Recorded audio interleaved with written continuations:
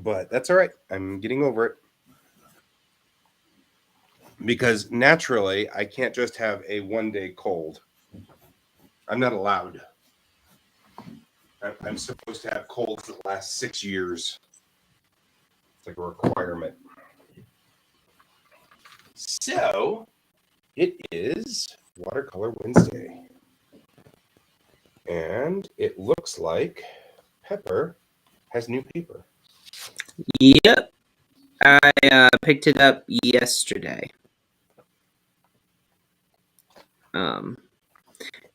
It's a mixed media paper. I've been wanting to test out some paper that is not white with watercolor. Yeah, actually, I love using like black paper with inks. So I like colored paper that's not, your standard fare. I still feel kind of washed out over here. That's the reason why the camera thing bothers me. There we go. Because every time that I have to go through and fuss with the controls and the camera. Hello, Brent. Hack, cough, cough. It's going to be like that all day. Is that the new slogan for Pepto Bismol, Plop Plop Fit, or Alka Seltzer Cold? Hack, cough, cough. Yeah, except it's not a relief. Yep. Except that it makes the gurgling stop. It's at least a plus. So, all right. We don't have any music. We should have music. Makes it so that whenever we don't have sound, it doesn't become awkward. Because like now, it's awkward. Well, it's only awkward because you make it awkward. That's true. There we go. All right. I am out here working on Ron Fortier's Silver Pentacle 2, which isn't Ron, it's Nancy Hansen's Silver Pentacle 2.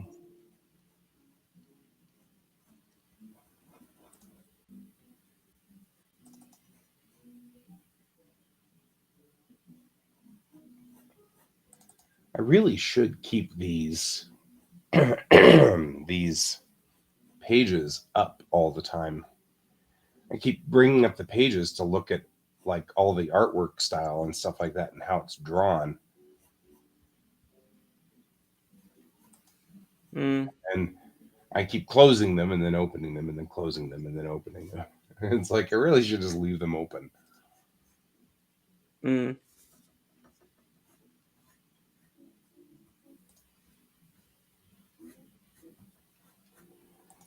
I bring these up to remind me how I'm supposed to do my art or my line work. Gotcha. Quick question.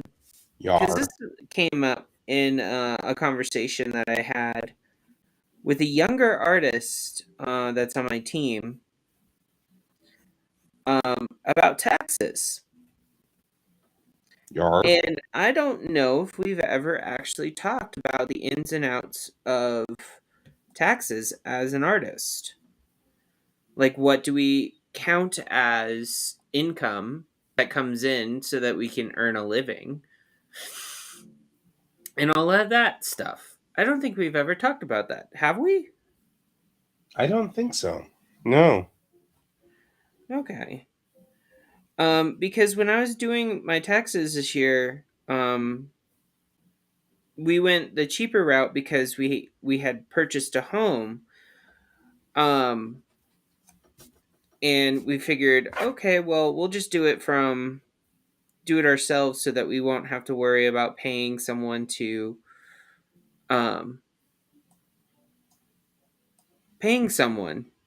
and Yeah. kind of lower our costs for our taxes. Right. And I calculated that last year alone, I had predominantly three different avenues of making money, primarily. And this is not investments or anything like that. This is legitimate, like, income coming in from either selling artwork, selling products I made, or working for clients. Those were the three predominantly ones that I did. Hmm. Um, and this is like the largest year I think last year was my largest year that I've had to date, um, due to constantly being working. And I gotta say, it is a little bit different, um, this year filing taxes for me. Um, but the person that was on my art team, it was his first time doing taxes himself. And it's weird because I don't think anyone really talks about or teaches younger artists on how to do taxes. Yeah, I agree. And Sorry. like, you can ask for advice, you can give a you can like guide people to a whole bunch of tools to utilize, but in the end it can get really complicated if you don't know what you're doing. And I wasn't sure if this is something that you've had to deal with, or if you've even realized that this has happened to you. Realized how messy Texas can get. Um, Taxes are complicated and weird, and they drive me crazy because I'm not mathematically oriented. And Mm-hmm. so it has always been tough to do taxes, um, for me. And so, um, what what usually happens is my wife does the taxes, and she's better at it than me. Um, but what has happened in the past for me is that we try to take there's like a route you can use, which says that if you made less than X amount of money, then you can just take a solid write-off that writes off a block of your business expenses and things like that, which is a Mm-hmm. whole lot easier to deal with than to try to deal with itemization and things like that. um I wish I could have done that this year.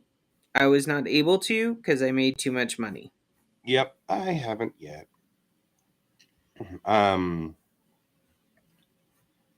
So it's one of those kind of tough things because yeah, I haven't made enough money yet to really warrant the extra. Hey, cat, you can listen in. You got to be quiet.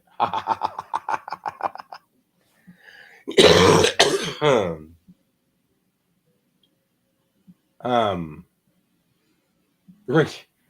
Well, taxes make sense. It's the problem is, I mean, I don't have a problem with taxes in general. What I have a problem with is when it becomes sort of unfair.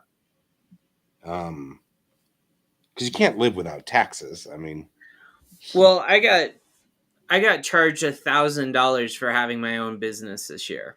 you're right. That's when it becomes a problem. You know, I'm not. I don't agree to that. Like, if you want to work for yourself, you shouldn't be taxed for it. Um, that's a type of tax that basically it's like, oh, well, if you don't work for someone else, then let's penalize you. Yeah, that's the problem that I've got is that small business owners get slammed. Um, um, you can live without taxes, but you have to have taxes. I don't know. Some of us have family in Texas, and there's just nothing we can do about it. Anyway, um, But yeah, I mean, the problem is this is a complicated subject, and I'm now dividing my thought process between these two things. Anyway, my problem is I agree with you. If you are the tax strata isn't necessarily set up that it's against small business so much as it's for big business. So the big businesses have spent so much time lobbying and stuff like that that now all the tax structure is set up so that it's for big businesses. So Walmart Yeah. gets no taxes, and you and I have to pay out the wazoo. Well, it's kind of like my coworker. I was saying, and I've told all my coworkers this, that if you're an artist and you make at least $6,000 a year, put it in an IRA, and you get a tax write off at the end of the year. Yeah, So I'm like, yeah, why wouldn't you want to do that? Because that usually takes the small business fee um, to have that covered for yourself. right, Um, and that fee kind of goes down the moment that you get an employee, or you had to pay for someone else's services that you couldn't provide your business yourself. But you have to like document that as well. Like you have to basically make sure like, oh no, this is this person's, like this is their job. This is what I pay them to do. right. By the Um way, Kat, as a side note, just while I've still got you here, I'm using that pen you recommended. I actually love it. So that's what I'm doing right now. Sorry, no, that's all right. I just Um mentioned that because Kat had brought up this pen, and I'm loving it a lot, and it looks really cool it's inside. the pen from last Friday. Yep, I've had a couple of crashes on Clip Studio, so it keeps forgetting it. It's very funny. I apparently have not successfully closed Clip Studio yet. So there's that. So I had Clip Studio crash legitimately, and then last night apparently my computer just updated randomly. So in doing so, CSP was shut down against its will. Ah, so that's why you were having problems. I think so. I don't know what's wrong with OBS.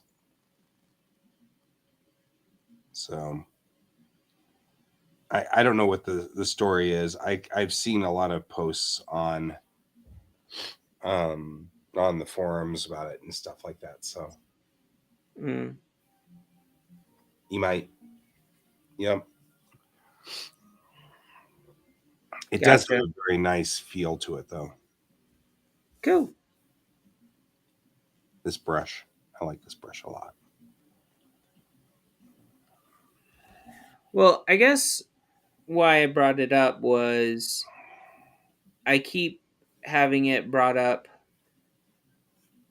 when people are like sitting there talking to me from like the people I work with, um, and stuff like that. Yep. And I So, mean, legitimately, I feel that I mean, taxes need. I feel like we do need to reform taxes in a lot of ways. I mean, but there's nothing you can get away with here at this point in time. It's not mm, like you can just escape taxes. Sadly, I kind of wish we could, but we can't. There are some nice things. I mean, like the tax stuff that we filled out for the convention that we just went to. I didn't make enough to warrant them wanting any money out of me. You know. So I believe mine was like $4. yeah, yeah, they didn't. So some of it's not horrible. So it's not like it's a terrible bad thing. I mean, and I do, as you know, as my best friend says, I do like having roads. So there is that. You know. Yeah, I like having roads too, but I like having roads that are nice and smooth. Well, that I actually just had that discussion. Colorado has a real problem with roads because we are an extreme temperature state. We Well, it's swing not 100 that. degrees in a It's year. my problem with it is that we know that it's an extreme temperature state, and it looks like the roads aren't being um how should I put this? They're not being properly maintained for the temperature that we get, the temperatures that we go through, um, at all. I'm looking out at my road right out there, which looks like it has the expansion stuff put into it. I don't understand what you mean.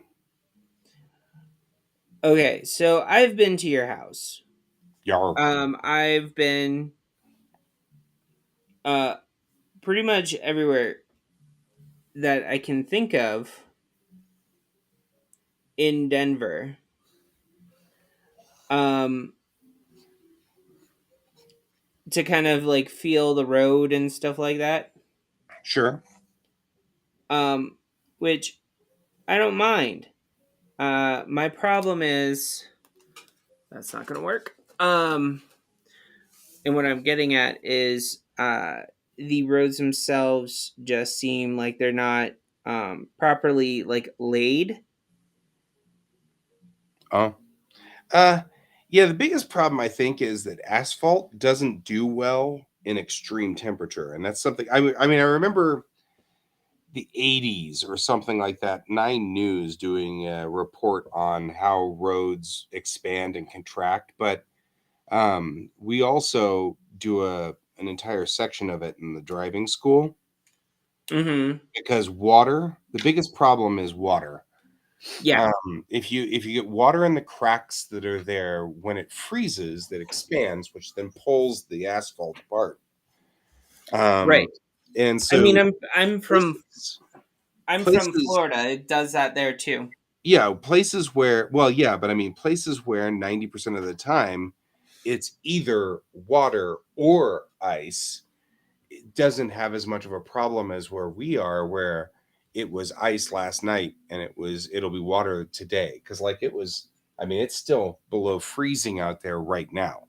And it's just a random April day.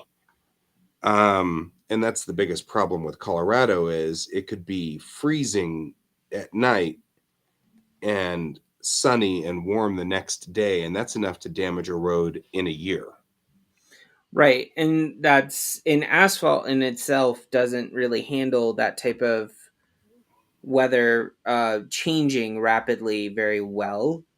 Right. Um, So we use a lot of concrete for that reason, but then concrete cracks for different reasons. yeah. And Concrete then isn't good at low temperature. That's the biggest problem, and it's lousy for the environment to boot. I mean, concrete is horrible. It gives off yeah. CO2 and stuff like that. So Well, yeah, I mean, I seem to it's remember like an entire, powdered stone, so yeah.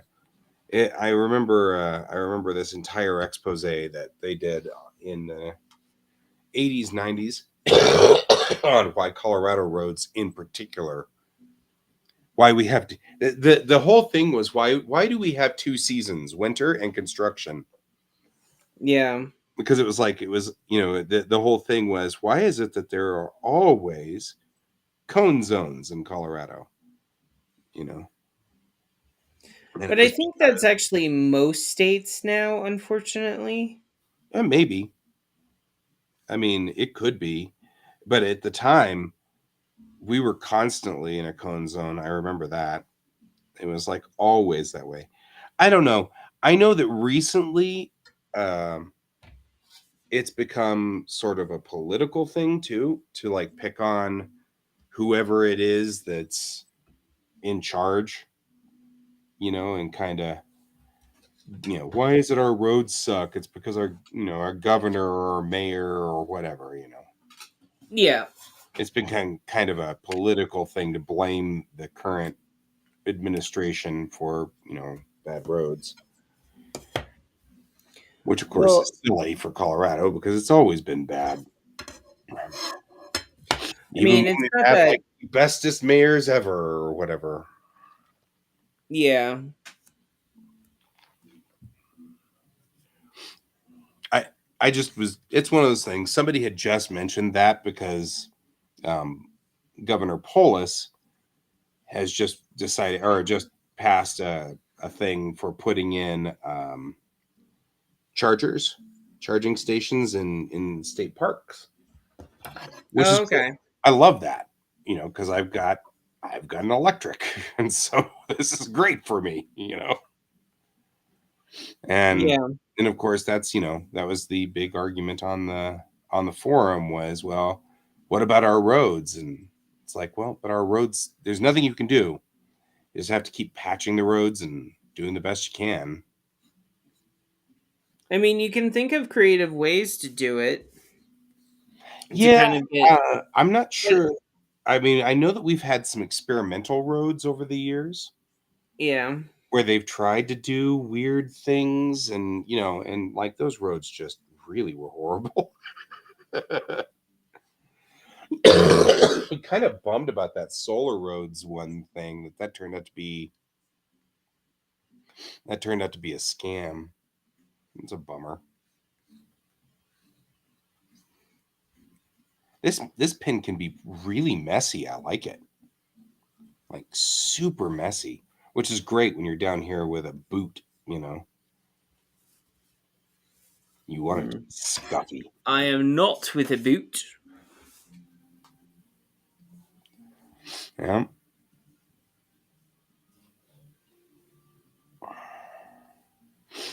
Hmm. Yeah, it's a thing. I don't know. I I I understand people's frustrations with roads, but yeah, I don't Well, I mean, much that we can do about it.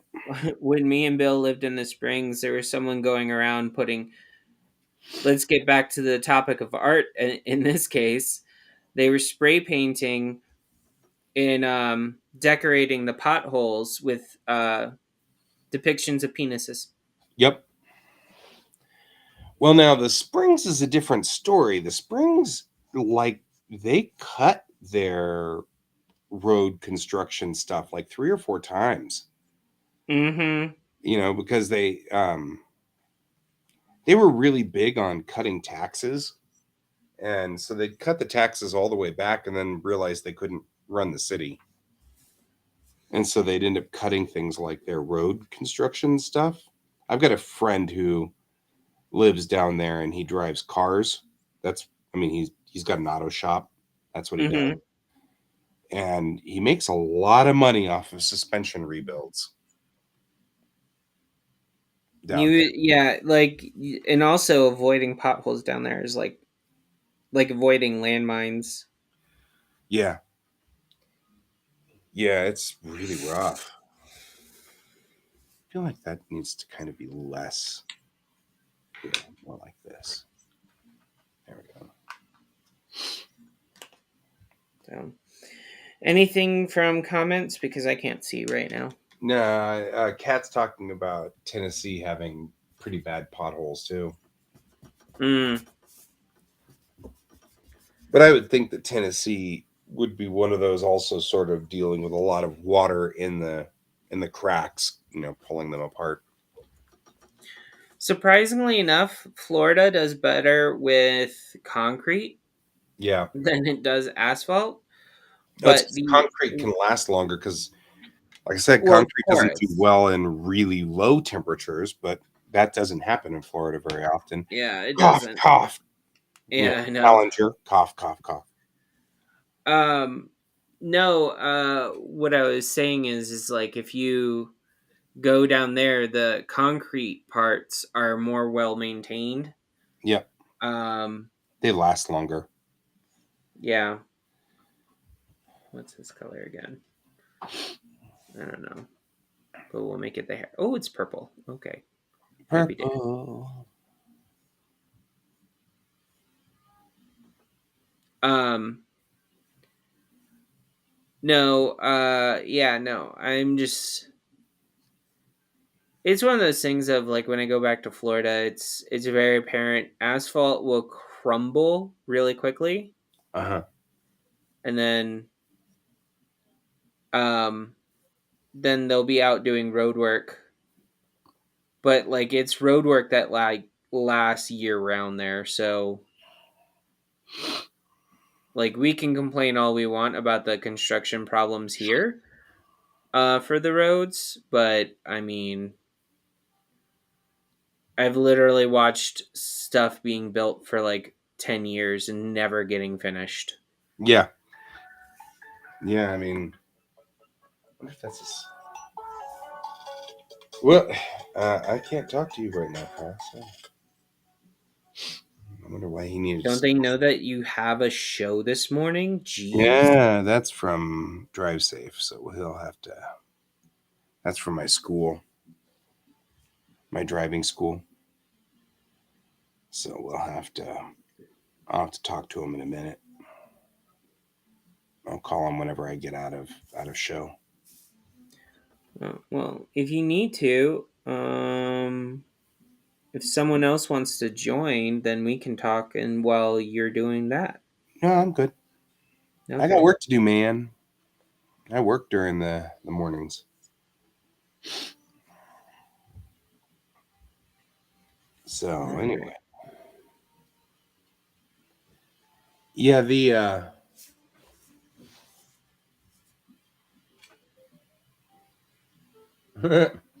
cat agrees. Lived in Florida for 3 years. Yeah, I still go back and I'm kind of shocked now when I see like a finished project. And then I go down the road like maybe not even 2 miles and the project just moved. And thank you, Kat, for uploading those pages. Gonna give me some of those pages so that I can study them because I do this thing where I bring up the other people's artwork and then study it. And Mm-hmm. really good inking work because I'm still not good at inking, so it's the one that part that I'm still having problems with. So I study other people's inks and stuff.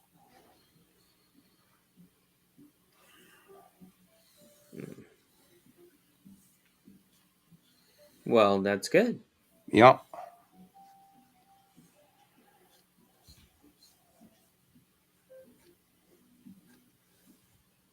Mm. So yeah, I don't know. Roads. I think there's a lot of you know I think a lot of people misunderstand how things work in the systems and stuff like that. And Well, I know my dad being because he's in construction still. He's actually worked on roads. He's yeah, worked in Colorado too. Not on roads, but like for houses and stuff. We have some crazy restrictions here in this state for construction. we really do. Um, Some like weird. we can't have road work past a certain point in the year anyway. Yeah, Stuff like that. Like, and a lot of people don't realize that you can't pour asphalt in the middle of winter. yeah, yeah. I mean, that's part of it. Like, we can try to get it. Like, construction crews can try to get it in, but at a certain point, you just can't pour it. You can't do anything. Yep. Um, because it would Oh um, no. Cat It Cat's just won't work. the first publishing credit, but it's not for inking. It's for lettering. Congratulations, anyway, Cat. Congrats. I wanted to acknowledge that. Nice. Can we get the title? Yeah, that's a good question.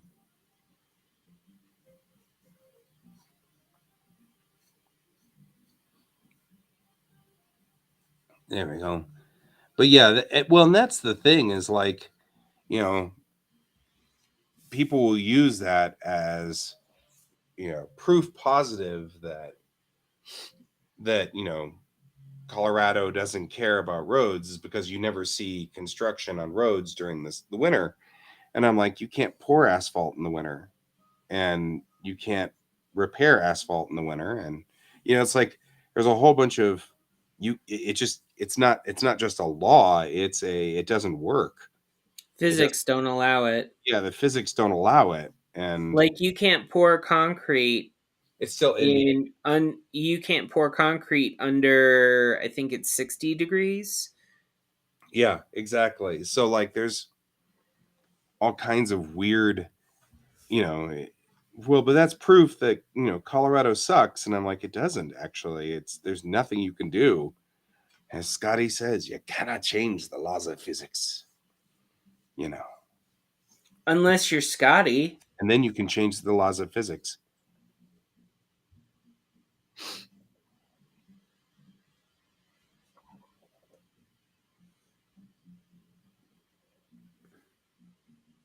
Yeah. So apparently it's NDA still, so we'll find out later. Well, I just wanted to ask because, We should I promote. wanted to look for We the should title. always So if I promote. can't know Yeah. yet, then good. Thank That's you for at least letting me know. Yep. We'll find out. There we go. It's not bad at all. It's coming along rather nicely. Yeah.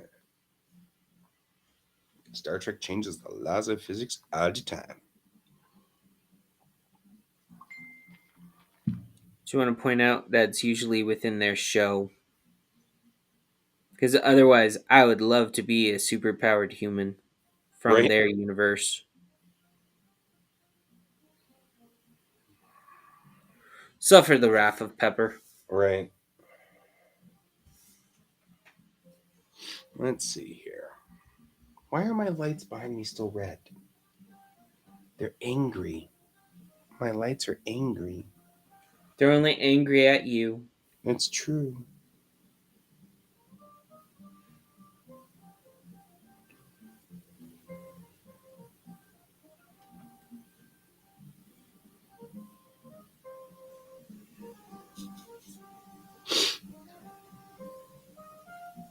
Jimmy Slim.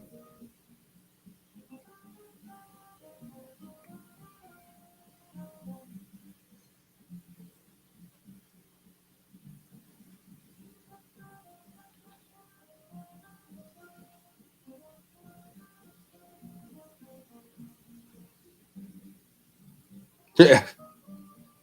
So yesterday, Excel showed up in the middle of my show to change our meter, and I'm just noticing, looking at my phone, that they called to tell me that they'll be replacing that meter within the next 2 weeks, and that was back in December 16th. So there's that. Yes, the answer to your question is yes, a relative of Khan. The answer to that question. So Suffer the wrath of Pepper. right. I don't know if that Pepper really is rolls off the tongue. Pepper is not, in fact, a relative of Khan. Unless you count a dog named Khan. That's true. Could be a dog named Khan. So I do not know what her story is, but from the limited information that I have, it looks very much like she is like was abandoned or something. So though she has the name, I don't think she does any of the things Khan like. It does make for a difficult problem with the episode Space Seed because clearly Spock knows of Khan in some way at this point in time, but we make a lot of presumptions. In Space Seed, Spock doesn't seem to recognize Khan. So we'll have to see how they handle it.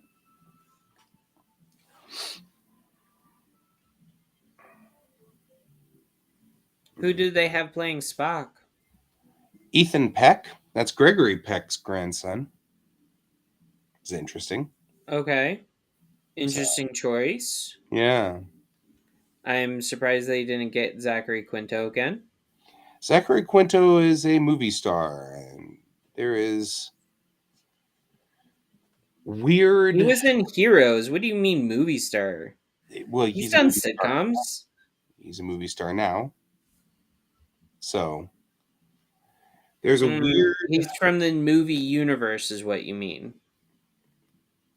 No, there's a weird problem. Like, there's still like a barrier. Once you move to movies, you have this barrier going back to TV. It's a weird barrier. It doesn't happen to everybody anymore because now things are starting to change.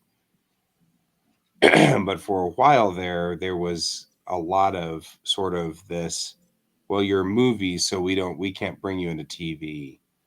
And you're TV, so we can't bring you He into. was Siler in Heroes. What do you mean you can't bring him into TV? Yeah, Silly I know. Hollywood and their rules. I'm not saying that he wasn't on TV, but it's like Tom Hanks. Tom Hanks also started out on TV, Yeah. but he doesn't do TV now because he's a movie star. So movie stars are a different sort Oh, of. so what I'm hearing is once you become a movie star, You can't go back. you can't go back. You Yeah, can't go back to allow people to appreciate you. exactly. Hmm. Now, the good news is that has been slowly breaking over the last, say, 10 or 15 years. They've been slowly screwing that up. And, some TV shows have been able to bring in movie stars. But the biggest problem really is it's a pay scale thing. Yeah. Movie stars make like $700 quadrillion in a movie. Then they want to get $700 quadrillion per episode. And you can't afford that. Nobody can afford that. So what happens Well, is yeah. once the star wants to step down, they can make more money in a single pop with a movie. And that requires a lot less work, a lot less effort, and generally speaking, is easier to do. I will so this discussion like reminds me of this interview of someone that played in Community, the TV show. Yeah. I forget her characters' names, but she did while working on Community and before working on Community, she worked on commercials. Yep. And I believe she was having this discussion on her appearance on Ellen at the time. And she said, "My bread and butter is commercials. Yep. I will always do them because they make her the most money." Yeah. And they take the least amount of time. Yeah. So, well, Yeah. Rebecca Romaine is a different. Well, and I mean, like I said, this isn't a given. This is not like it's a hard and fast rule. But in my mom's era, when my mom was working in the industry, it was frowned upon. So if you were a movie star and you went to TV, that was frowned upon. Well, it was like you kind of turned your back on making movies. Right. And they will never bring you into movies ever again, sort of thing. Yeah. Um, Nowadays, it's more of like a tradition, but it's not quite as frowned upon anymore. And so there are a lot of people who are making transitions back and forth. Um, but the big thing is, as we've learned from a number of shows, like, for example, when you talk about, like, say, Ghost in the Shell, they Uh-huh. they will do things like bring in actresses who have star power, for the point of just making the movie popular, like, Unfortunately, the choice of actress in that one did not make the movie popular. right, it actually didn't do them any good because that was a bad choice, but it was all about star power on that one. So Yeah. that I was the mean, the side characters, the certain side characters in it are really good actors. I'm not saying no to them. I'm Mhm. just saying that their choice of actress could have been a lot better.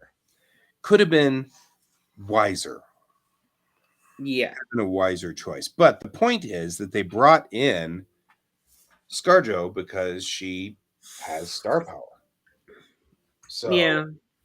I that still don't agree with it, but yeah. I understand what you're going for. Well, and I didn't agree with it either. I actually haven't even watched the movie because I would rather just watch Ghost on in its anime form. Actually, that's better than that. Yeah, Lack of better terms, hot piece of garbage. yeah. I mean, because I But didn't that's just my bother. opinion, folks. Form And your the own. saddest part about it was because of ScarJo, they lost me as an audience member, and it's my target. Yeah. I actually watch Ghost in the Shell and stuff like that. So, but anyway, back to what we were saying. They'll bring in, the star power thing is, well, that's great. You're now an A-list star. And so if you are an A-list star and you go to television, that's considered B-list or C-list. It's not considered A-list. So if you do B-list or C-list jobs, they move you down in the list, so to speak, Yeah. which is part of what was going on. However, um, and in a way, you kind of see that with Rebecca Romaine. She's not quite A-list as far as star power goes. Well, She's done some I stuff. just want to point out, even though she did the X-Men movies as Mystique originally, she wasn't that popular to begin with before that. Right. And her popularity kind of dwindled down really quickly after that because she didn't really do she didn't like kind of jump on board. She picked and chose what she was doing So she's that actually entire time. a better move by moving to Star Trek. Yeah. She's because actors actors like to work in the genres that they are fond of. So, like, actors really like to work if you've got someone who is, like Rebecca Romaine, who works in, X-Men, and then you get her in Star Trek and whatever like that, you can already tell that she's a sci-fi nerd. She's a nerd of some sort. So this is a good move for her. She'll be permanently going to convention circuits and Her constant. husband also, I want to point out, is really good friends with Will Wheaton. Yeah, he's also. Jerry O'Connell is her husband, Yep, who starred with Will Wheaton in Stand By Me. and he also is Ransom in Lower Decks. Yep. So he's they have first officer wars as to who's the better first officer, since they're both first officers, Yeah. because he's the first officer of the Cerritos and she's the first officer of the Enterprise. So Yeah. anyway, um, Mm. it's a thing. Anyway, that it's one of those things where, you know, it's not that you're wrong. It's silly. It's a ridiculous thing. It's part of that. But I mean, Hollywood still has weird, stupid rules that don't make any sense. Well, I mean, it's kind of like Bill and I were talking the other day about the whole Banksy basically setting up one of his paintings to, if it was sold at a certain price, to shred itself. Right. I mean, us as artists, we kind of mock our industry at the same time as trying to provide like a living off of it. Yeah. Um, and stuff like that kind of proves that artists love mocking the industry that we're in to a certain degree. Well, I mean, Um, to be fair, NFTs are pretty much exactly that. That's mocking the own industry. yeah, Like I mean, we're I don't cool agree with with that. NFTs. Like, I don't like. I personally am choosing not to do them. Yeah.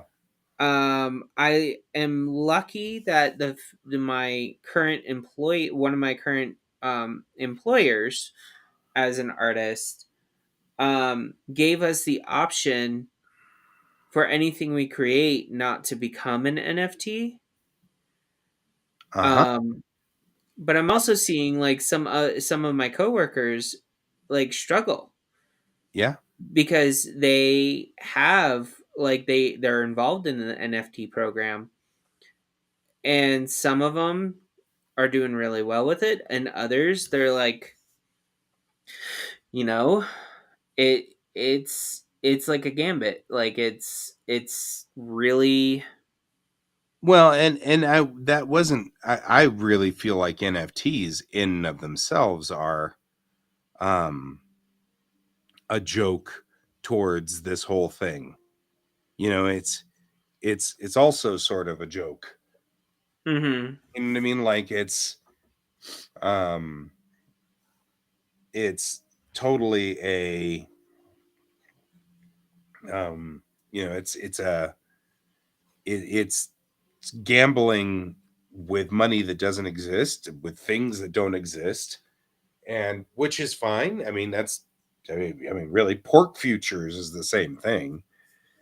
It's not like Yeah. it's any different than a lot of the weird, bizarre crap that we do in our daily lives, but still, it's. I'm going to give him an earring because that makes him more of a cutthroat. Um, for reasons, I tell you. Anyway, I'm sorry. No, Got it's it. all right. Earring sounds like because these guys feel kind of like pirates to me, and so I like the idea that they are, you know, piratey. I made them into Victorian-esque era cutthroats, but still. Anyway, I didn't really necessarily mean to get into a discussion about NFTs, just more along the lines of good morning. I see you, Brian. I just haven't had a moment to comment yet. So anyway, Brian's saying he'll be on late. Uh, Alrighty.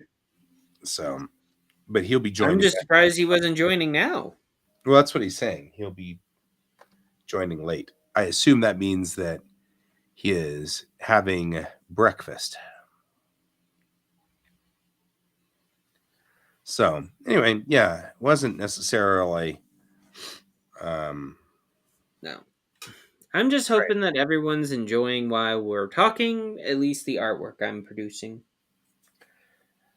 Your I'm pretty head down on my work right now, so there's that. I feel like his eye is a little too close, which is great. It's all right. We can just do this. Move his eye out to about here. There we go. A little difficult to join on a cell phone at a. You don't have to join from a cell phone at a restaurant. It's okay. I don't know what. I promise not to make fun of you. There. Well, I mean, I don't promise not to make fun of you. That would be a hard promise for me to keep. Um, And have you met Guy? I was going to say, and then it would be you'd start to worry that I'm ill or something. I'd basically be like, "What's wrong with you?" Yeah. Like, does Brian have something over you? Blink once if you're in trouble. Right. Do you need help? So, here we go. I'm just finishing this hat here. There we go. I like these sort of. It's not coming along badly at all. I like that. That looks good. Good and solid.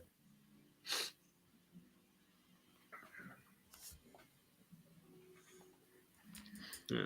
Well,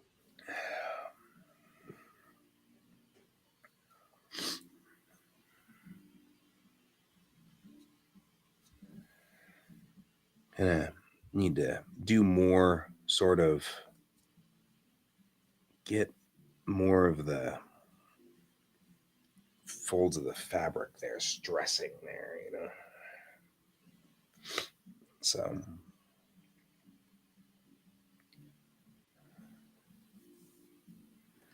do the brim here black.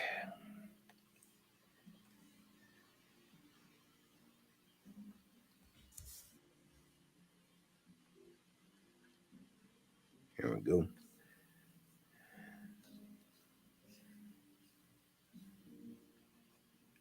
Just kind of add some of the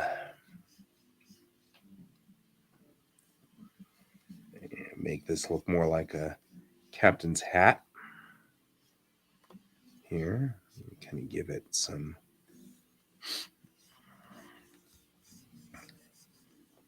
sort of just kind of color-ish over here like this. And it's just kind of in its sort of scrambliness here.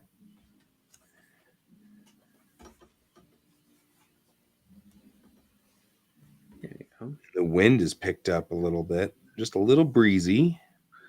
Oh, yeah, we had a full-on branch fall down yesterday. Oh, noes. Not a small one either, like a big one. Like very noticeable. We didn't realize it until we went somewhere yesterday. That's a bummer. Well, it got freezy last night. Super freezy. So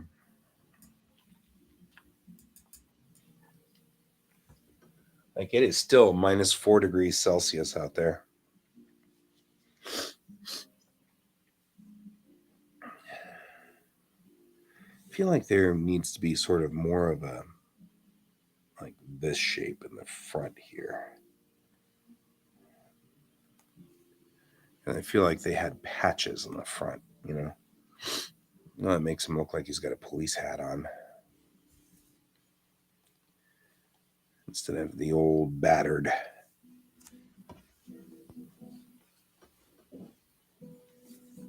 C cap. But I like his C cap there,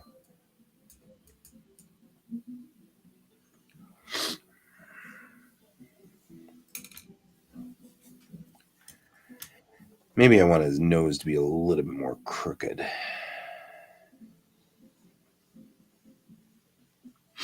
A little bit Maybe more. he wants you to be crooked. Maybe he wants my mom to be crooked. Wait, what? Hey, you went there, not me. Don't Yeah. blame me. Don't blame me.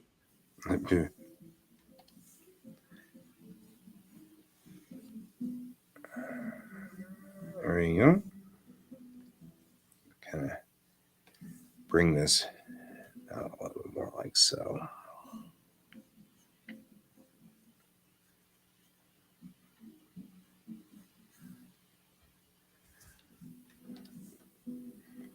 few people that will your mom yourself over here, and that's me.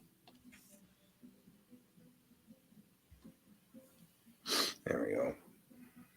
Give him a lot more of a craggy nose.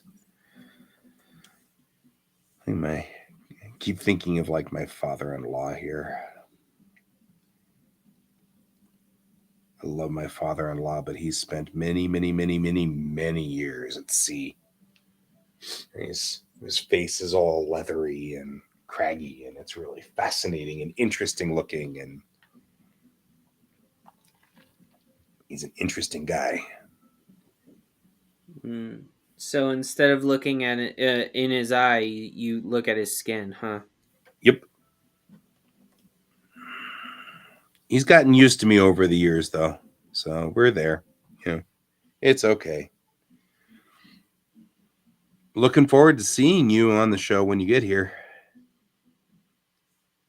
I'm already here. I was talking to Brian. I figured. I was trying to make a joke. Jeez. It didn't work. It failed. When do my jokes ever work? That's true. Kind of that. All right.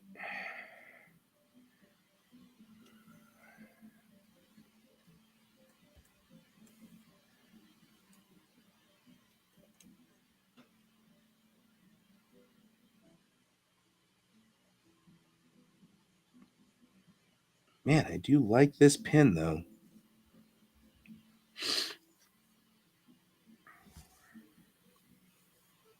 I'll tell Maya that you're marrying your pen. I'm marrying my pen. Mm-hmm. Cat's not wrong, though. I mean, this is a good, solid pen.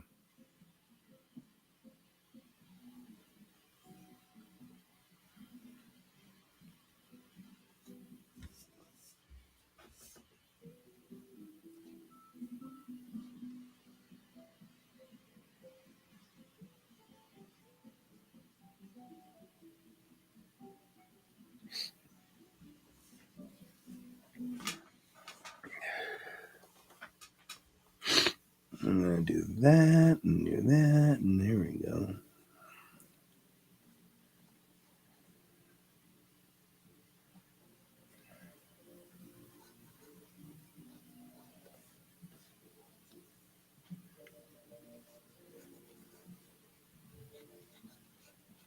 So far, I really like this paper. Yeah, it looks cool. I like the piece. Thank you. Yeah. Yar.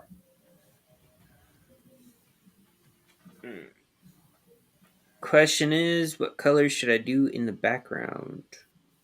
Or should I just leave it like that and then add the white highlights? Yeah, I think I mean, I don't know. That's hard because, of course, part of this is the paper, right? We were all about the paper. So, Yeah. I covering up think I want to kind of... like I think I'll just leave it like this, and then I will work on the white highlights now.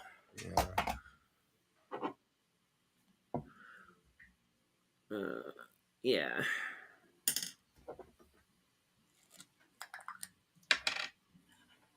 Hmm.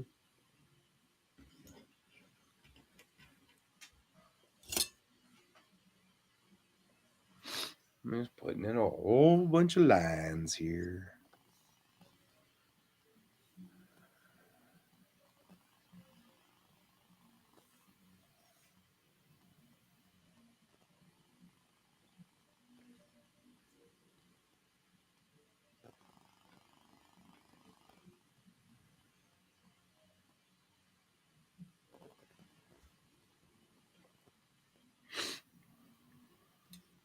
Whew. You all saw that.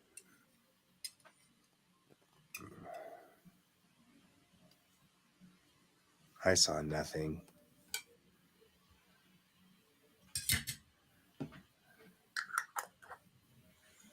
It's fine. I saw it. It's all it's important, really.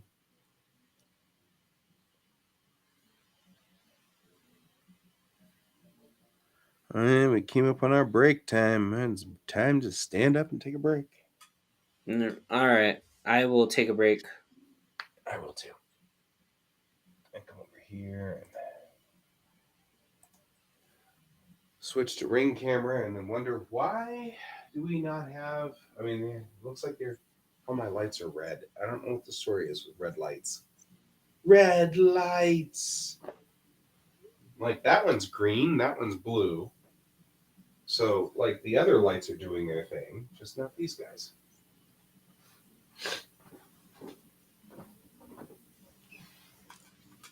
I'll just reboot the light. When I reboot them, sometimes they do a good job of coming back.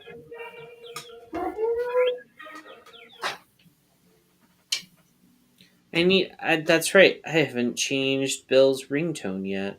Hold on.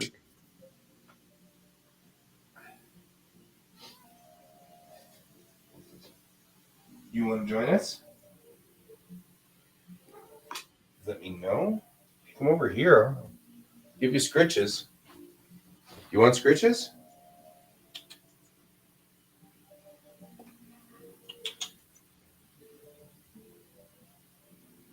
Does this mean I don't want scritches because I'm independent? I'm a wildly independent cat? Totally wildly independent? Gotcha. George wishes all of us to know. There we go. See, now the colors change to their right colors. George wishes us all to know that he's a wildly independent cat.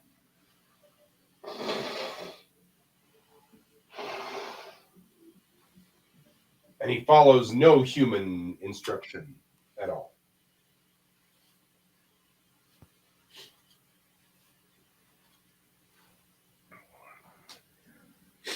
And now my lights are the right color. See?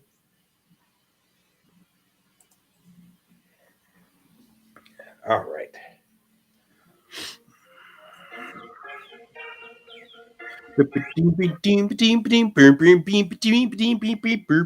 I'm just helping. Mm-mm. You're like, no, you're really not helping. You're not helping at all. There it is. No, Bill is set on a default thing, and it's been annoying me because I haven't changed it yet. So You took your break to do that. yep.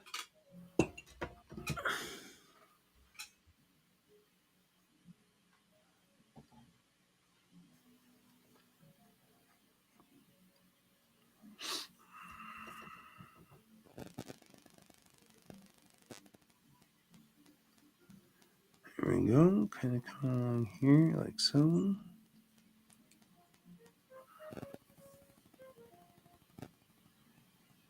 Ooh, more wind. Yay, Yeah. thanks, Pat.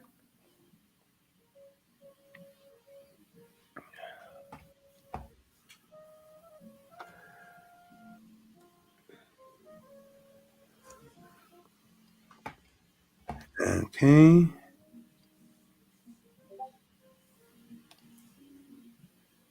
No, that would be my work. Probably finding out I'm streaming and not doing work. Yep.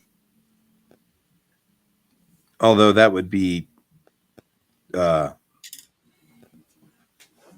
intrusive.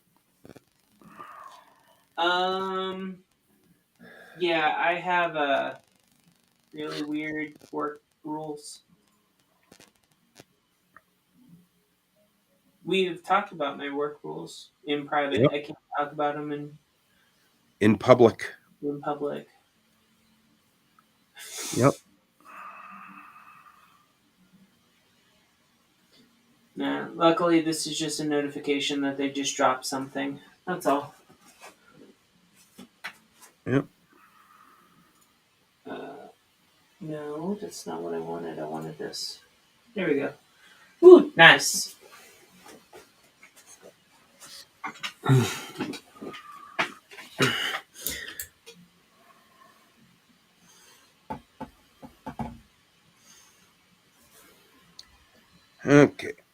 the angles are off up here, so I'm going to change that.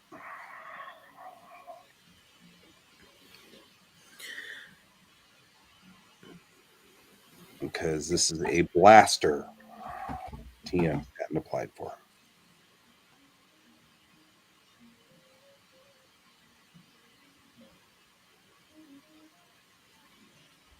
And since it's a blaster TM, it's probably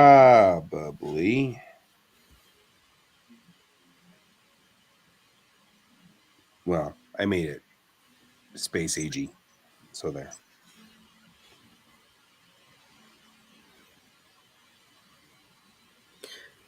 So what makes it space agey? Just the form? Yeah. I'm actually making it steampunkian, I guess, really is probably more accurate.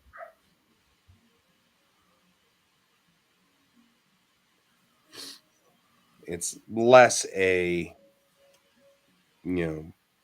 classic gun and more of a space agey, weird sort of shaped thing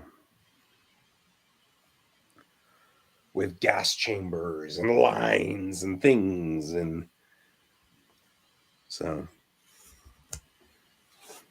I don't know. I'm kind of digging this style. yeah, wow, you got really close to your microphone. Sorry. It's all right. No, it's all right. I actually think I can adjust you back a little. There. Now you can be.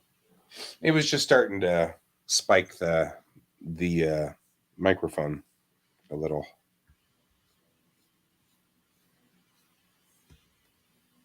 Or spike my speakers. Gotcha. But you're fine now.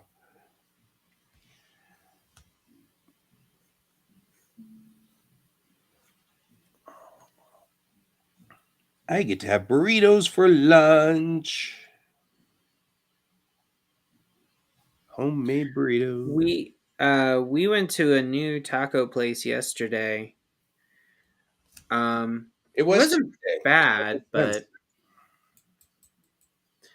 but it wasn't the greatest. Right. It tasted authentic, Well, that's good. but at the same time had like Velveeta nacho cheese on something else. What? Yeah, it was a very weird dynamic. That is kind of weird. But they were playing Bob Ross Well, there's inside. that.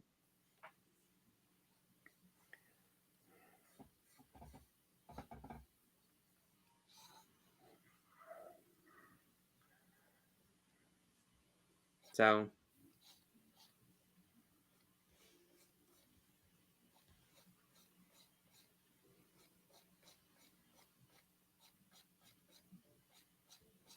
Right. what's right? I'm just writing your Bob Ross. Mm.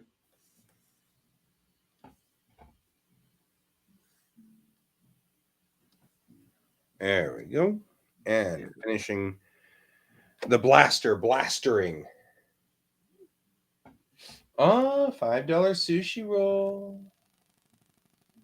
$5 sushi roll. Oh, hey, we've warmed up to -1 Celsius. There you go. It's a heat wave.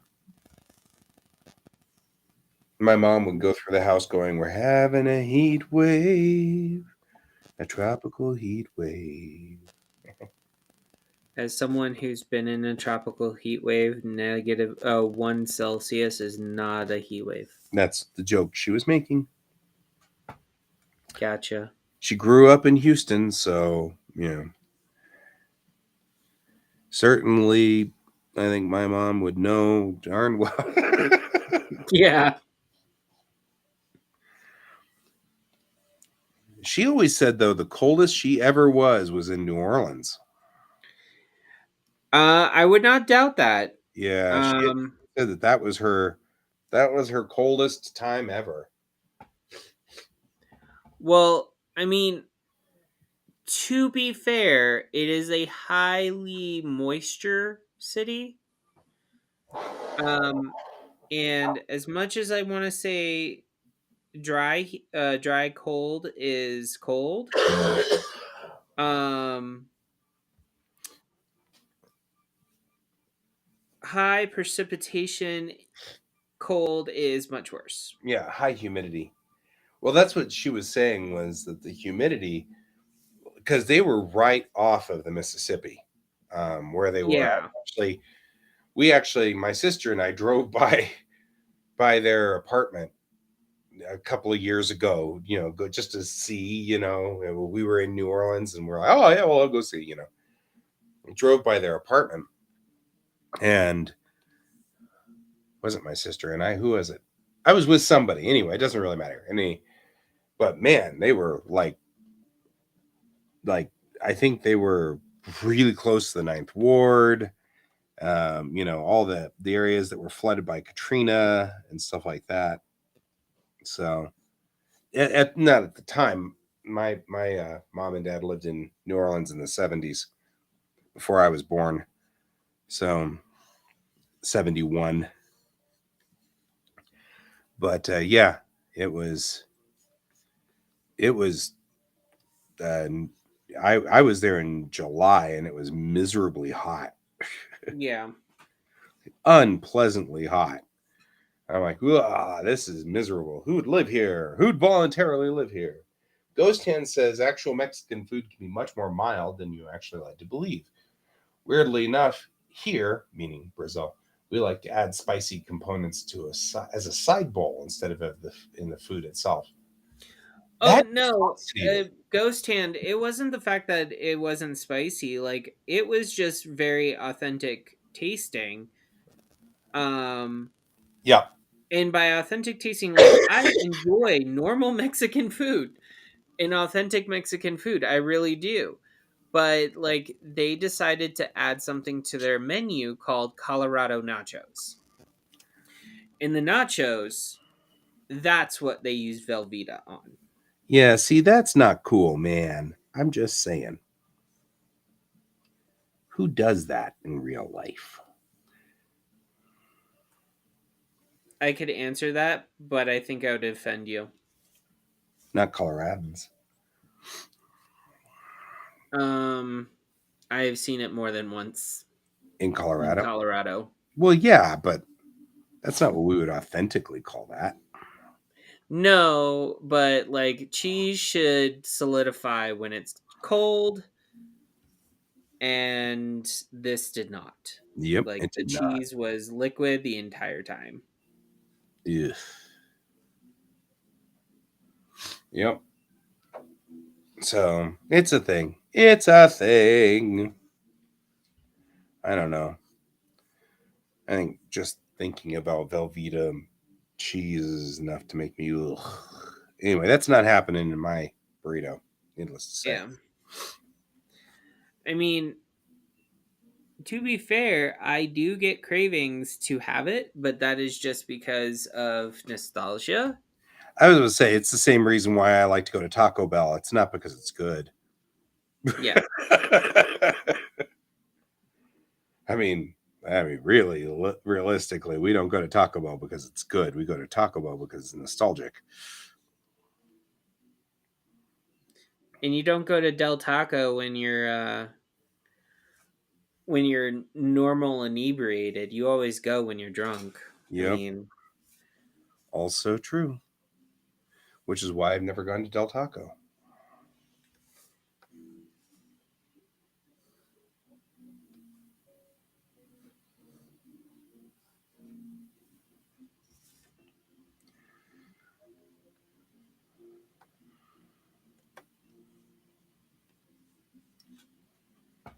There we go. Just putting that in there.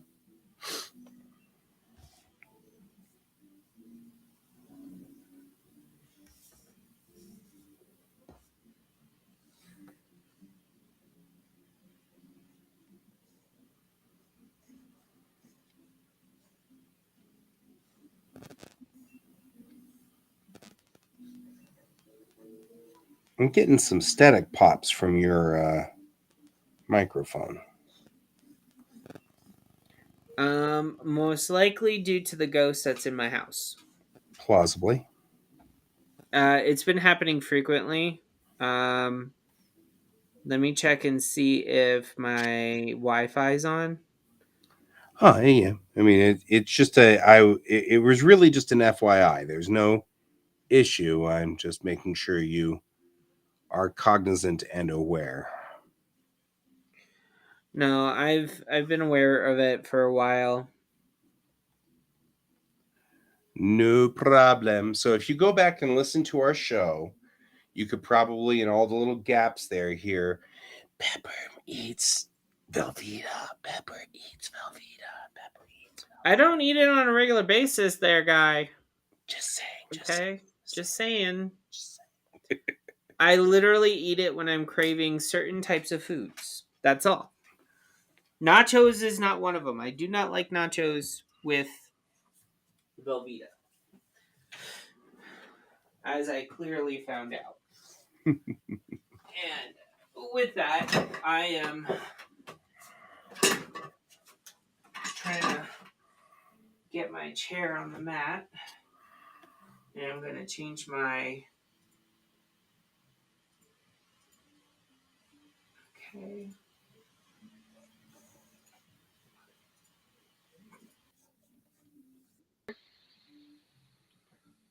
Oh, you've switched cameras. Anyway, I can bring you back up.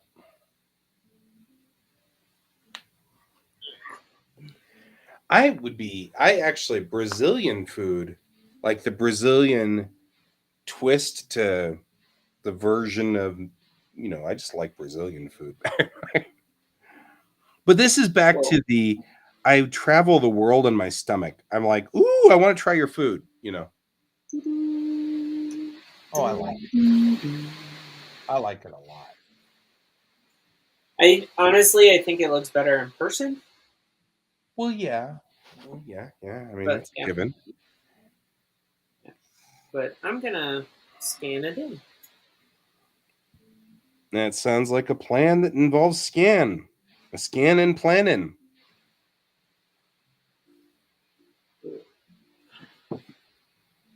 So,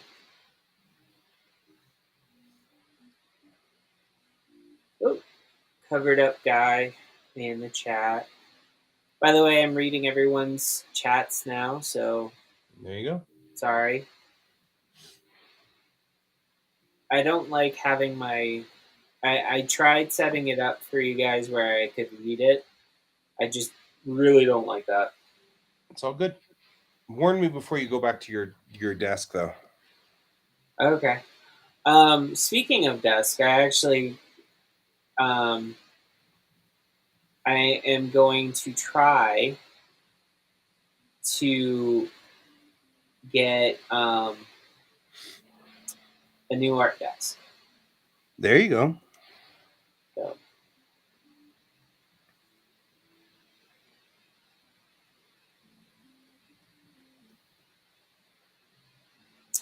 That doesn't surprise me, Ghost Hand. Only in the sense of I love Arabic food too.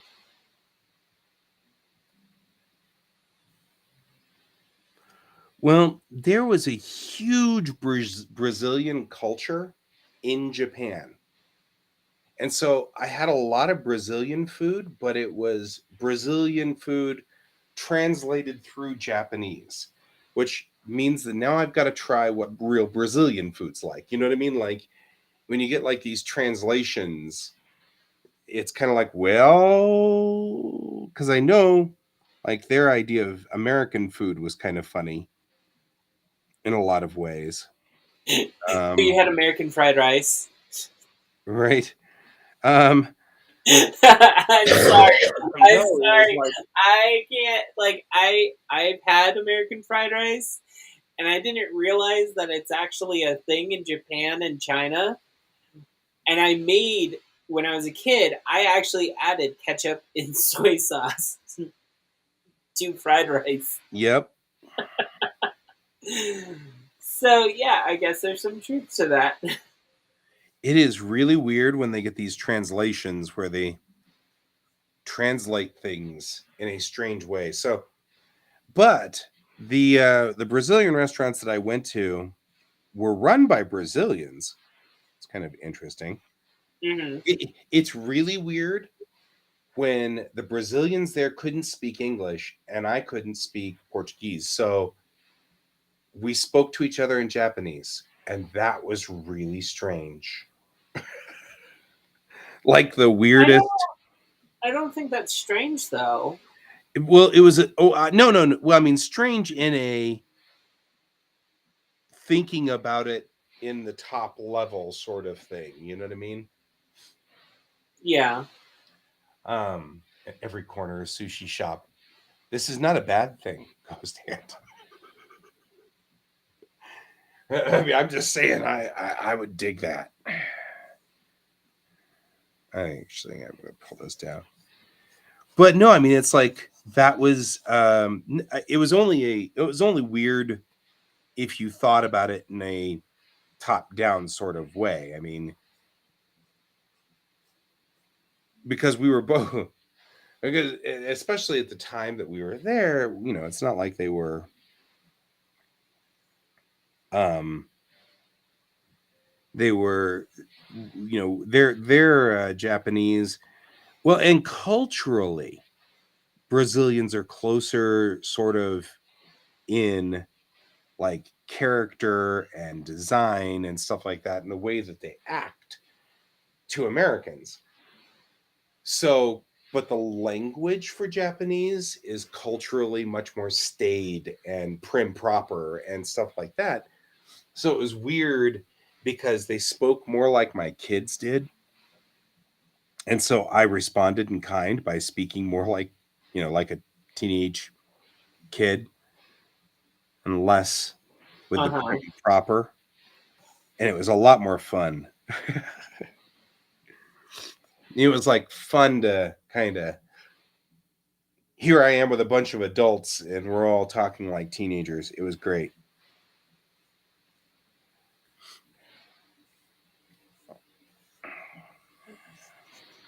And man, the food was good.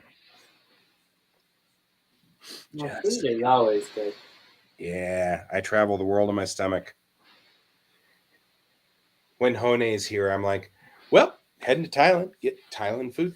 That'd be great. I'm in. You know, it's like Mm-hmm.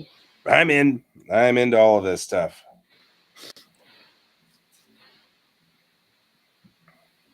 So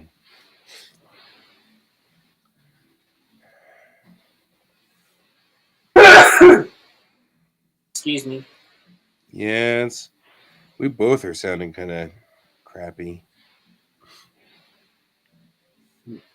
However, I'm wearing masks next convention. Whoo! I don't want con crud anymore. I'm just getting over mine. Yeah, the con crud. I got the con crud from Wicked West, and I decided not to wear a mask at Wicked West, and now I'm regretting that choice. I'm gonna wear a mask, even when we get out of yeah pig. Okay, I will watch you guys clean the pig. But being a lousy pig cleaner, I will let you do it because you guys probably know what you're doing, and I would just sit there and go, "Well, I don't know. I think I cut it all apart." And it's oh. That's a pig. Yep. Well, there's the pig. Is I'm there in a for a big way? barbecue. Oh, that's what we're doing. Let's see. Ghost Let's Hand see. said so. I'm in for the barbecue. Yeah. I don't know my five words in local language. Probably none of them useful. That's what happened when I was in Germany. Well, I mean, okay, so I say that. The truth is I did know how to say thank you. I know how to say please, you know. The good news is that German is really close to English grammatically and stuff like that. So a lot of words were easy to kind of suss out. And then when I was in France, weirdly, they all just started speaking English to me. It was really weird. And then when I was in France, weirdly, they all just five words. Deep, deep, deep, darp, darp, darp, darp, darp, darp. I'm just helping. I heard the boot sound of Brian.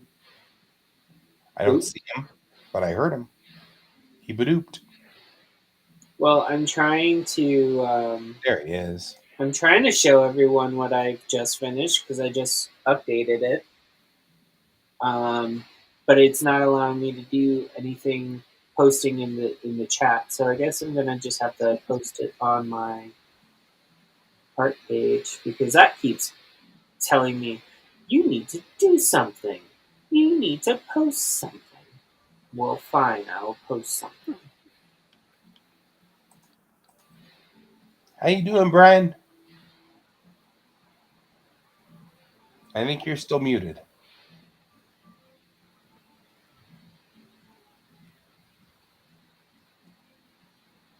I think Brian's still muted. Nope. There we go. Oh, there we are. He's unmuted now. No, it takes a few minutes to load in because of OBS. Yeah, I've been having some random OBS issues too.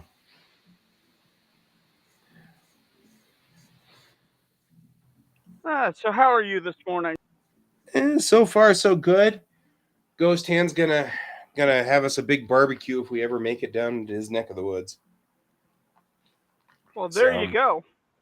And where's Ghost Hand at? Brazil. So it might be a while. It might be a while, but that's all right. I was just saying that I travel the world on my stomach, so like I'm like looking forward to all the food and all the different places. I'm like, ooh. Yeah. When Hone's on here, barbecue. Yeah. When Hone's on here, they're from Thailand, so they're in Thailand, so I'm like, that's decent food too, and like, ooh. No, that's really good. Like they have some of the best fried chicken in the world. Yep.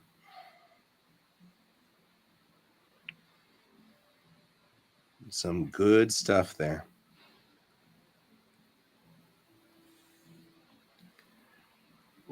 If you guys follow me on Facebook, I just posted, like on my art page, I just posted the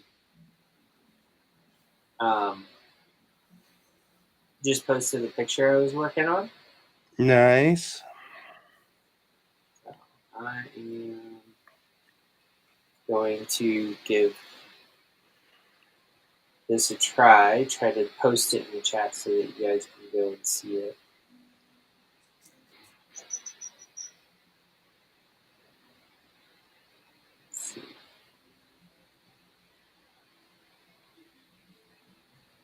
There we go.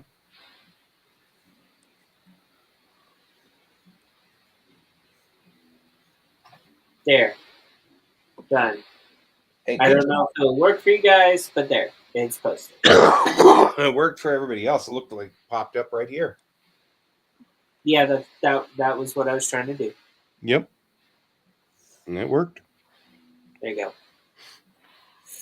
So now it looks much better in person.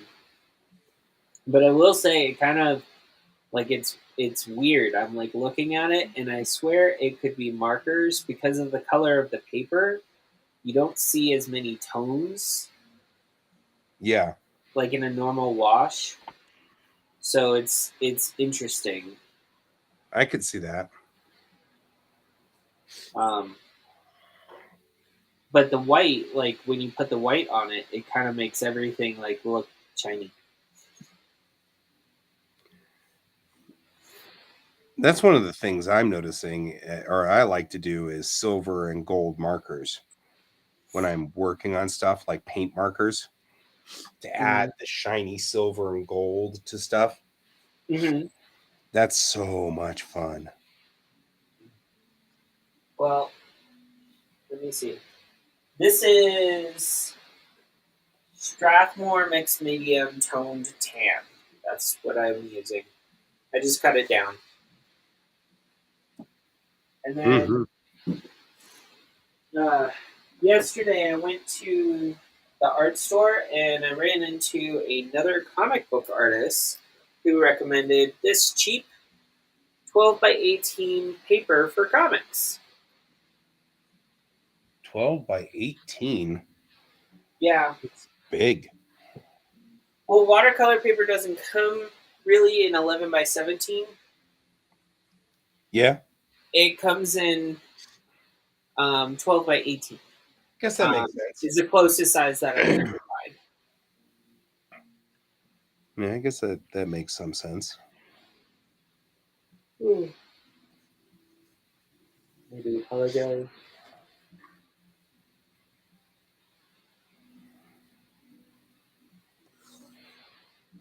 This piece is coming along rather nicely.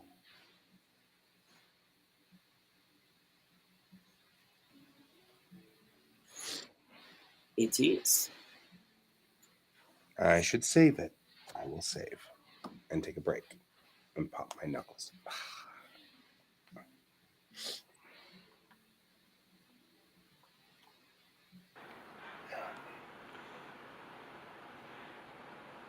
Guy is popping his knuckles again.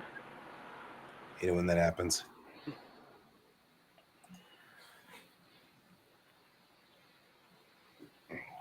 Well, it actually looks like it's only going to take about 2 hours to ink this thing in. That's not bad, considering.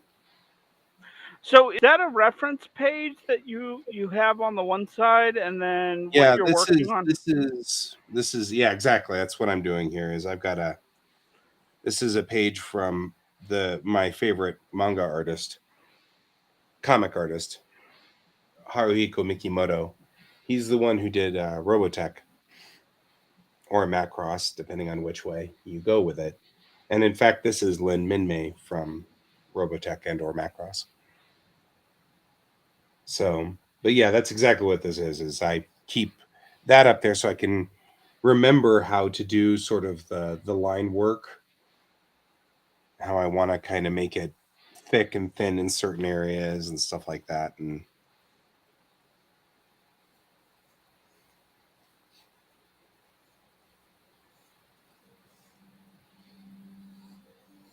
I didn't actually do this page.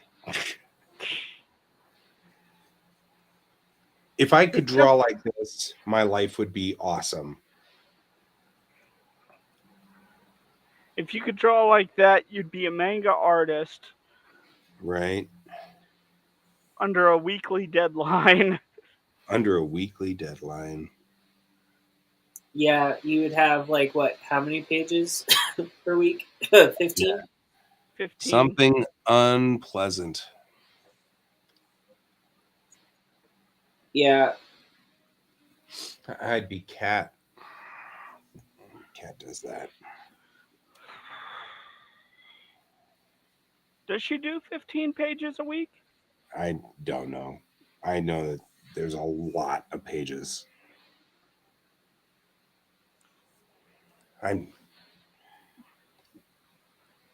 But I mean, looking at some of the other people who've gone pro in our world, I think I'd rather just sit here and 5 to 6 pages a week. So not 15, man, not 15. Just 5 to 6. Ugh. You aren't even doing that much. You're doing, what, 3 pages? No, Cat posted. Oh, Cat posted. Cat posted about 5 to 6 pages a week. Says though if they still have their full-time job, so if she didn't have a full-time job, you might be able to do 10 pages a week, maybe 15. That's funny. I don't know. I think 15's pushing it for even Brian and me and full speed.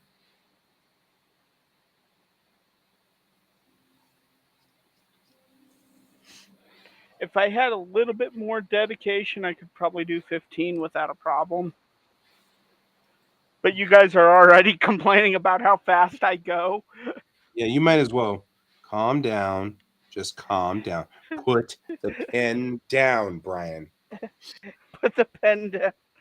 Are you talking like inking pages, Brian? Like No, full full color. pages. He goes full. He goes to full pages. It's just ridiculous and makes me feel inadequate. So You shouldn't feel inadequate. I make him stop. I have admitted I go too fast. Okay.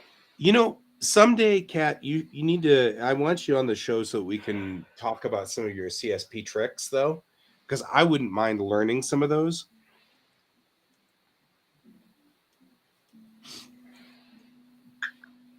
Because I know you use a lot of tricks, and I could stand to know some of them, if you're willing to share, obviously. Which I can't imagine. Page 19. Secrets. There's secret pages.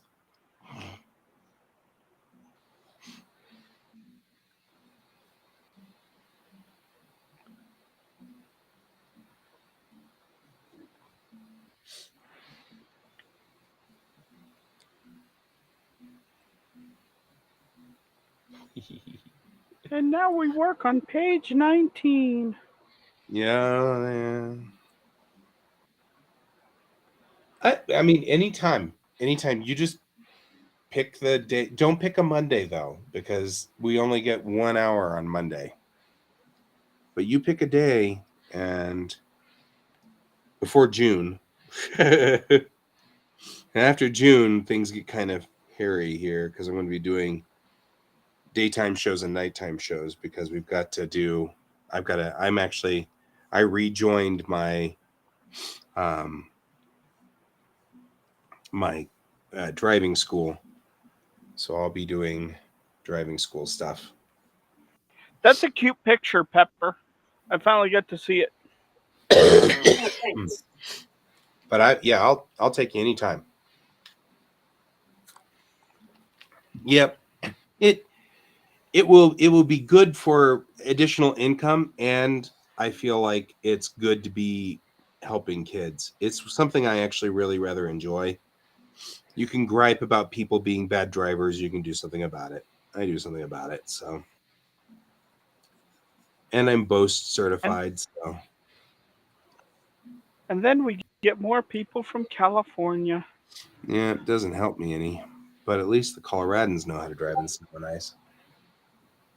Okay, see you later, Ghost Hand. Bye. All right. Just just tag me in and we can do that. I would love to have you on the show to tell me some of the things, because I've got a ton.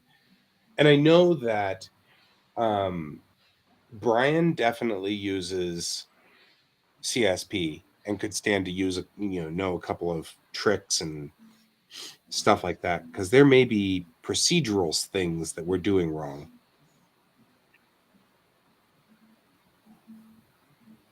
I know I'm not using the rulers as much as I should. Yeah. The rulers are one of the powerhouse functions of CSP.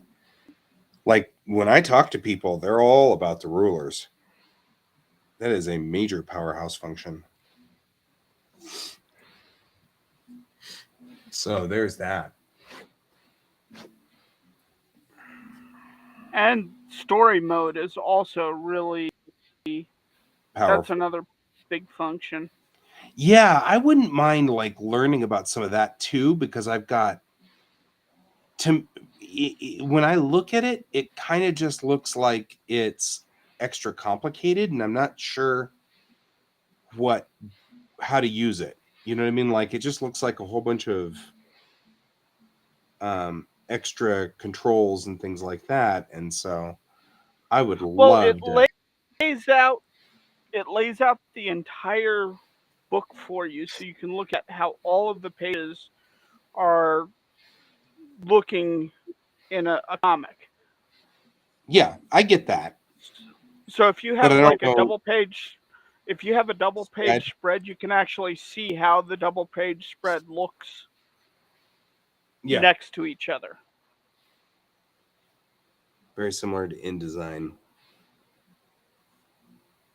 Need to kind of come down right here, I think.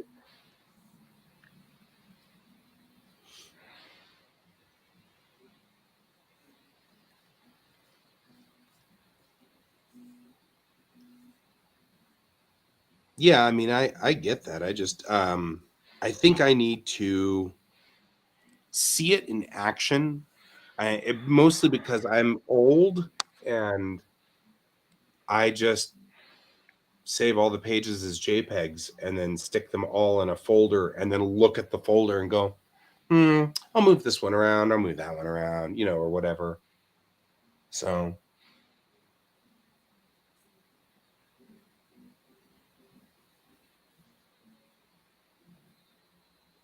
yeah, I really think the big thing I'm hoping to see is whether I can do like edits in the script, because one of the things that I really have a problem with is I will do my comic, then I'll print out a rough real quick over there on the printer. My wife will go over it and go, no, you need to like totally redo this entire panel.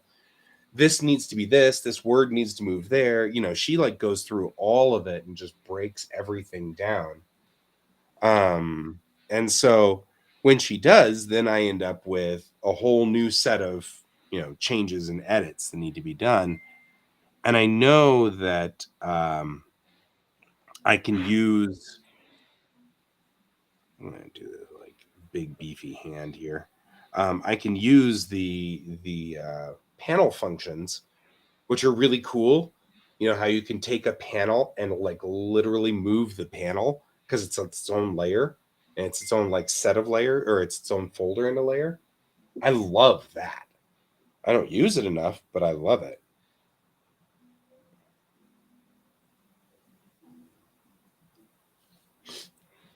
Oh, there you go.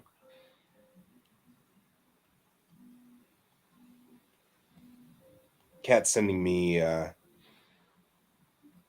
data on this. It's all right, Brent. Sometimes we got to do our work. It's all good. It's all good. We're still just sitting here being our thing, doing our thing.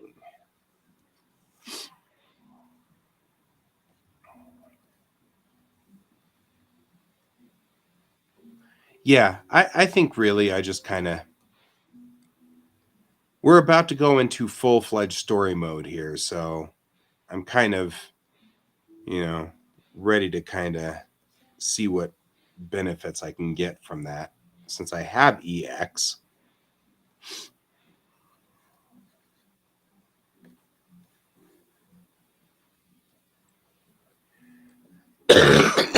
Sorry, guys. I keep coughing and hacking.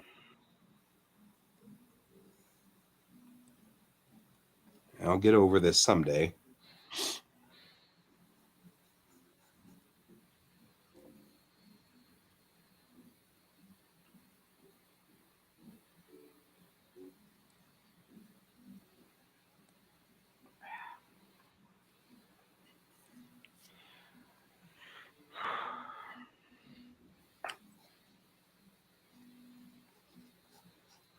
And we'll get Kat on here and I can ask all of the dumb questions I've been meaning to ask forever.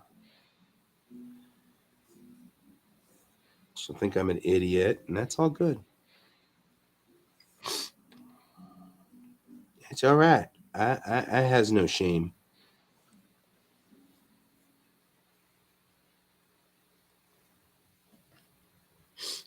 Yep. Good morning, Uncle Pat. Yeah. I mean, it really, what we're doing here is drawing. So, Uncle Pat, I've been commissioned to do the interior artwork on a book, and the book is called The Silver Pentacle. And I did book 1, and this is book 2. So the artwork here, this is the interior artwork of a big fight scene going on between a whole bunch of folks. This is not my artwork over here. This is my the guy that I admire, his artwork.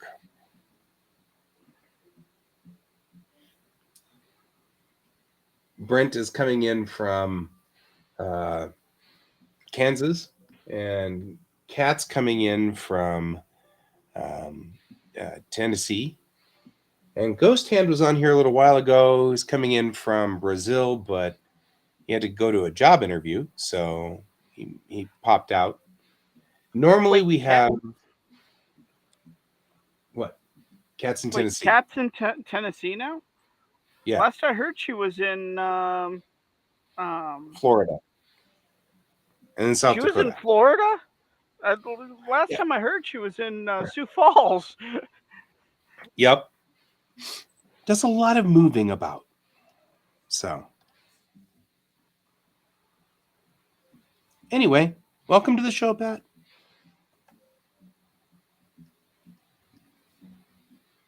Uncle Pat's my dad's brother. An entertaining guy. I like hanging out with him. I like arguing with him, too. An ongoing thing. Ongoing familial thing.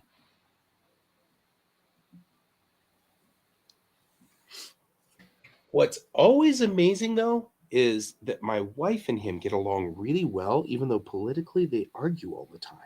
And I can't imagine how that happens, but she likes him. She likes him a lot. She's like, I like Pat. That's a good thing.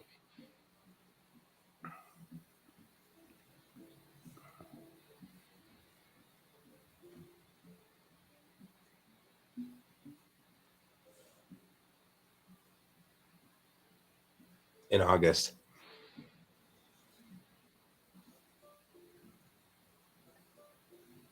Yep.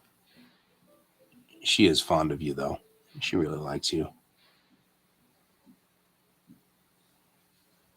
Okay.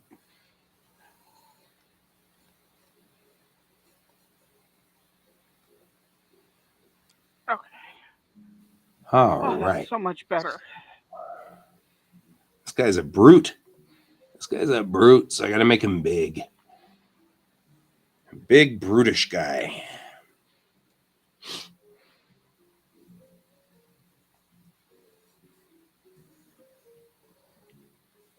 Use thicker lines with this and kind of inking in on this and give him a bigger neck. I hear wrappings of food outside. What? Bill's eating. Oh.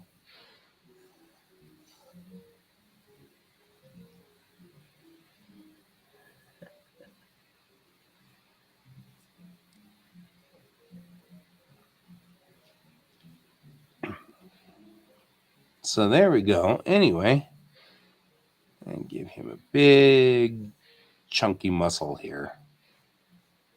I'm about to whale on this guy. Bill is hiding. Bill is hiding in reverse caps lock. Yep. But I'm going to head out early because I'm actually getting tired. That's all right, my friend. And I'm hungry, so I'm hoping that helps. We've only got 10 minutes left in the show. So. All right. See you all later. Bye. See you later. See ya.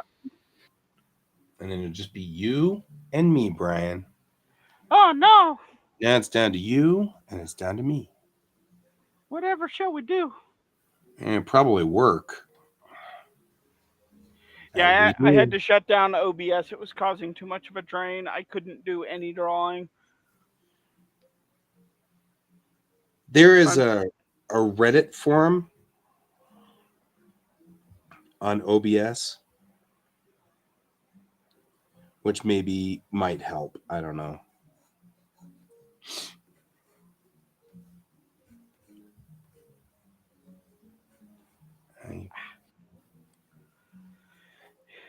So, I don't know. We'll see.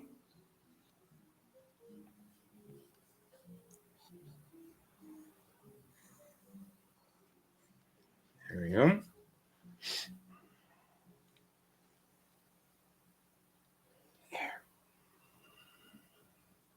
You're going to build a second PC for streaming, huh? I actually was going to, at some point in time, spin up the Surface and see what that does. See whether it can handle a streaming or not. So we can kind of, if I want to, go to like the Starbucks down the street or whatever and work and still stream. I mean, legitimately, I can use the Olivia and just get in there and like hook my phone up to the Olivia and then broadcast from there. But that would be the phone. Korean rom-coms. Oh man, I love Korean rom-coms. I'm so addicted. It's miserable. I'm afraid to ask, because if I ask, I'll get an answer, and that's not necessarily a good thing. Yeah. Romantic comedies from Korea. I know what they are. They're a thing. So I got hooked on weird, strange rom-coms from it while I was in Japan. Because I would go to the local video store. You know, I've got nothing better to do because Maya lived 40 minutes away. So at night, it was kind of like, well, you know, it wasn't efficient to just go visit with Mariah. So I would go and hang out at the Tsutaya, which was the local video store. And after a while, I had already rented everything that that I was interested in. So I'm like, well, guess I'm gonna rent other stuff now. I wonder what other stuff is here. So I started getting into the rom-coms, and it was so freaking funny. There was one though that I watched and I got all hooked into it, and it was this series that took place with this family that lived. I want to say they were in Shinjuku, but I'm not sure. They were in one of the boroughs of Tokyo that kind of overlooked Tokyo Tower. So you could see Tokyo Tower in the background, but it took place in different eras. So it started in like the 1940s, 1950s with a post-war family, and then passed on through to the 80s, and then passed on through to present day with different eras of the families. And I loved it because they CG'd the back part of the city. You know, so when they were outside talking, you could see different aspects of Tokyo changing and altering, and it was really that I found fascinating. The story was somewhat engaging too, but it was still very cool to watch the story develop.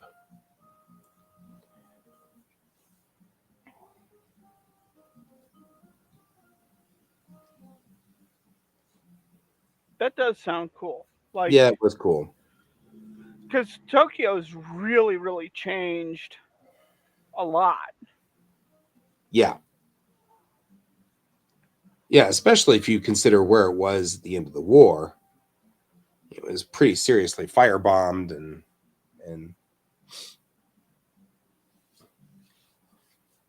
yeah, that's well, and I think Pat, I mean, legitimately, that must be in the blood because I think that's one of the reasons why I'm so attracted to Japan, Korea, China in that area is just because it's so different of a culture.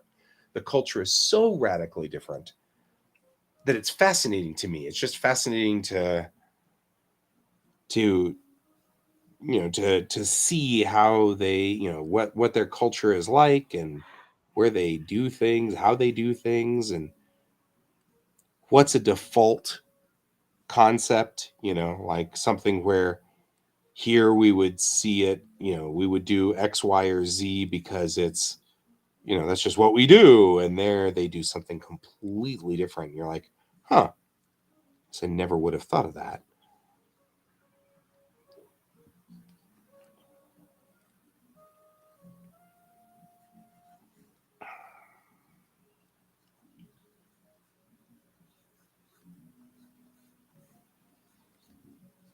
So it's kind of cool. I dig it.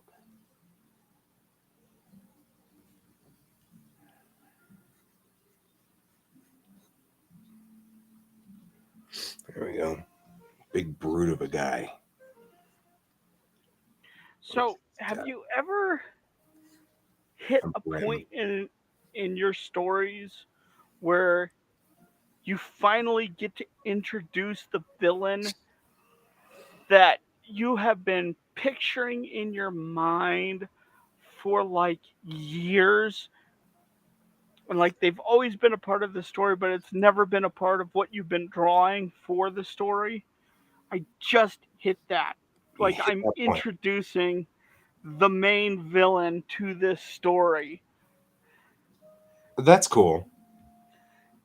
And it's like, I am so excited to hit this point, this particular part. Yeah. So, Pat, that's one of the other things that's funny about, especially like watching in Japanese, because Japanese doesn't really have curse words per se. What they do is they just drop the rudeness factor.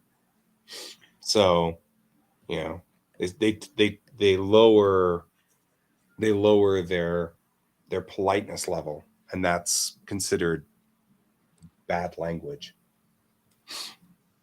Again, with the interesting how things are in different cultures. I feel like his head isn't where I want it to be.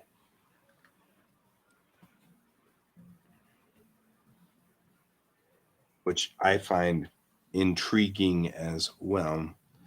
Because, of course, it has sort of, yes, it looks a little bit more balanced, more like that, I think.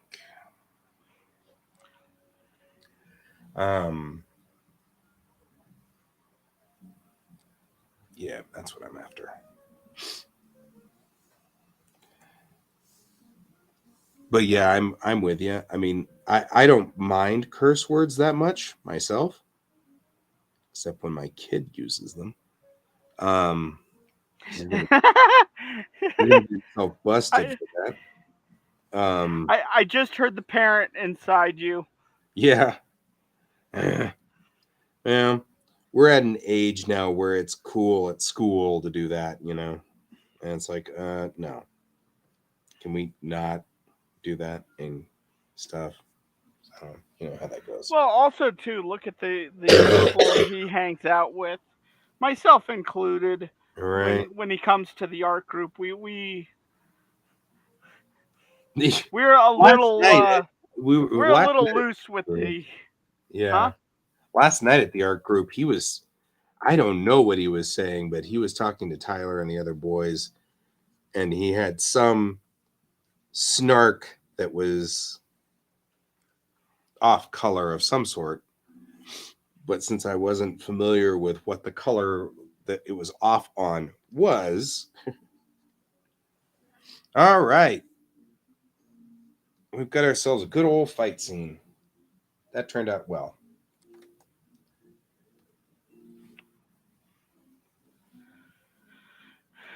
I'm not going to argue with that one, Pat.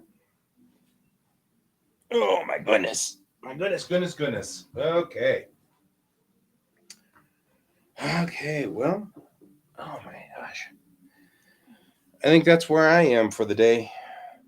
All right, it's about time for me to head out in the cold, apparently. Oh, hey, look, it's up to 2 degrees Celsius out there. Isn't that nice? Good heavens.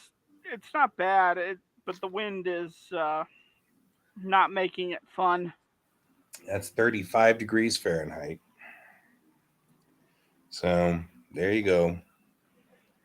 For that benefit there, it's going to be 35 degrees for this walk today. I don't even know if I want to go for a walk today. So, okay, well, that's our show for the day. It's 11 o'clock. It's time for us to move on to the next phase of things. Pat's got to go to lunch because it's 38 there. Good heavens. Pat, I'm just going to warn you now, it's heading your way. Whatever just hit Kansas and us is heading your way. Yeah, well, it might drop it down into the 70s then. But anyway, so... There goes the orange crop. Right. There goes the orange crop down in the 70s.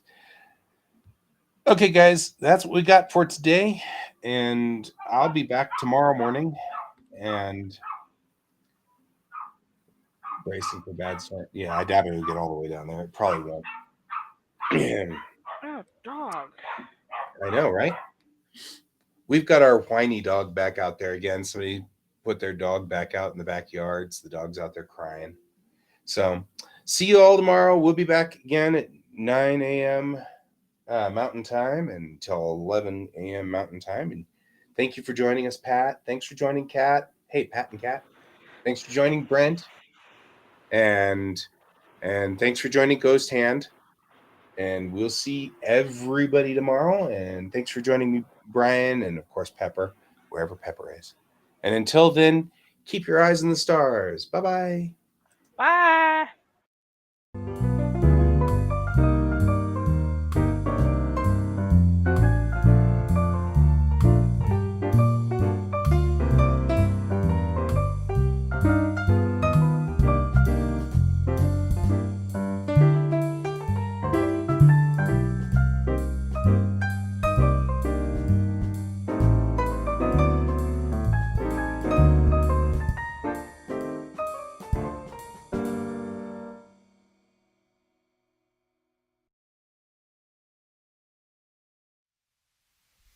Computer, good night.